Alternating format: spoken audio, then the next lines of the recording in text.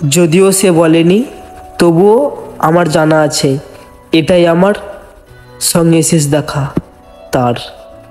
সকাল 9টায় এসেছিল সে আমার সঙ্গে দেখা করতে।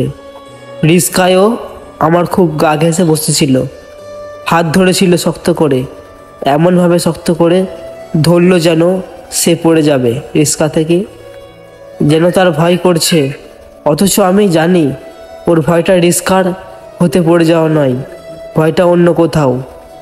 দুপুরে আমার খাবার দাওয়া করলাম রেস্তোরাঁয়। খাওয়া দাওয়া শেষ, দুজন বসে রইলাম চুপচাপ, যেন আমাদের কোনো কথাও নেই। নির্জনতা ভেঙে ও আমায় বলল, খুব ভালোবাসো। কথাটা বলতে বলতে ওর চোখে জল এসে গেল, বারবার চোখ মুছতেছিল। আমি বললাম, কি হয়েছে? ও বনিতা করে চোখে কি যেন পড়ছে বলে কাঁদতে কাঁদতে বাড়ি চলে গেল। অনেকেই চলে যায় এমন করে, যেন চলে যাওয়াই নিয়ম। তবুও কারোর কারোর চলে যাওয়া বুকের ভিতর খিলি মেরে আসে।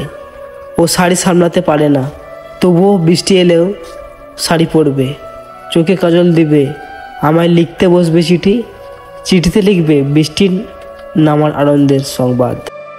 ও রোমান্টিক কথা বোঝে না, শুধু কাঁধে মাথা রাখতে চাই। চুমু খেতে বললেই লজ্জায় লাল হয়ে যায়। সোনার নেকলেস কিংবা ডায়মন্ডের আংটি এসব কিছুই চাই না আমার কাছ থেকে। শুধু জন্মদিন এলে আমার কাছে চাই একটি ফুল। আমি ফুলের সঙ্গে একটি কালো টিপ কিনে নিয়ে যাই ওর কাছে।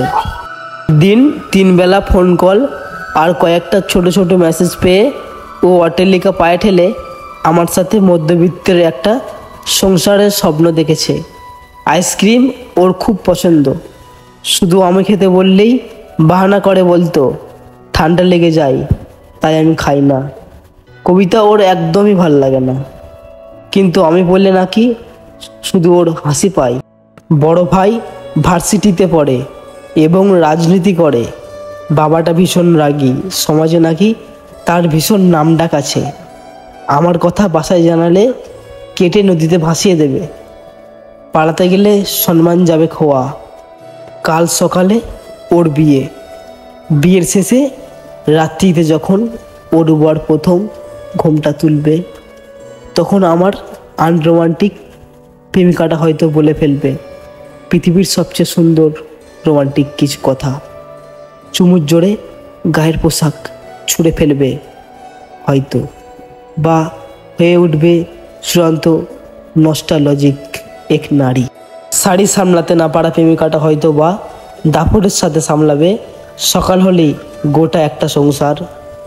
চোখে কাজল দিতে গিয়ে আমায় মনে পড়বে হয়তো, চিঠির বদলে কবিতা লিখবে, কবিতায় হয়ে উঠবে দুঃখ থেকে বাঁচার একমাত্র আশ্রয়।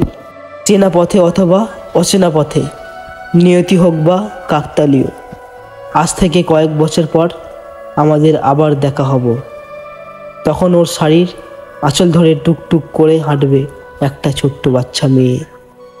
ও হিমশিম খাবে বাচ্চাটাকে সামলাতে সামলাতে, আর আমি চোখের জল, বুকের ভেতর হু হু করে উঠবে।